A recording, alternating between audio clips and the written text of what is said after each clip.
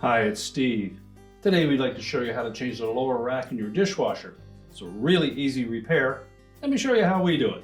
Now, to change out the lower rack on the dishwasher, we'll begin by opening it up. Remove the old one. We'll save the cutlery tray. Discard the old rack.